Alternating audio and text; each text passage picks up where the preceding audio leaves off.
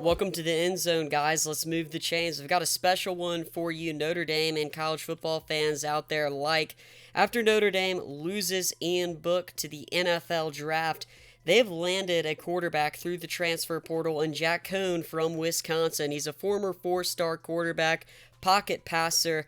I want to talk real quick. In 2019, he had 2,700 passing yards, 18 touchdowns, 5 interceptions. Did not play in 2020 due to injuries and the emergence of Graham Mertz. This guy has a deep ball ability. He's more of a game manager. So if you haven't seen Jack Coan play and you have watched Ian Book, he's a very, very different quarterback. He's more of a pro-style quarterback where Ian Book is going to try and open up and extend that pocket with his legs.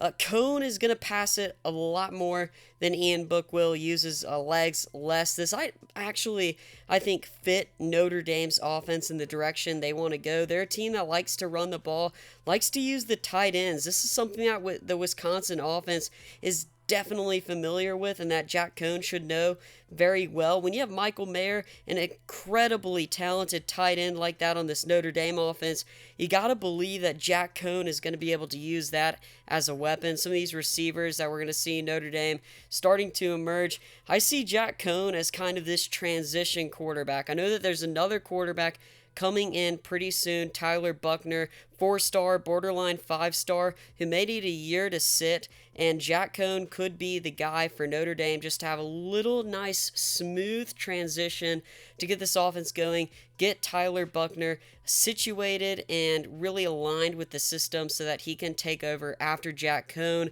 If Jack Coan gets the starting job, they still got to play this out. They still got to see what happens. But honestly, I think that Coan can be a great fit, and it might end up being better for Notre Dame than Ian Book was, because one of Ian Book's problem was that he didn't go through progressions. He may have not trusted his arm. He didn't have the strongest arm to push the ball downfield. And in this day and age, you need a quarterback who can throw the ball deep, who trusts his arm, who's willing to take shots. Yes, it's nice to have the mobility, but as we've seen, you have to have deep threat possessions with your team. You got to be scoring big touchdowns, and you really got to stretch the field deep, and that's something that Notre Dame has been lacking. Part of the reason why I think Notre Dame's offense is the reason that it hasn't been successful in the past years in postseason play.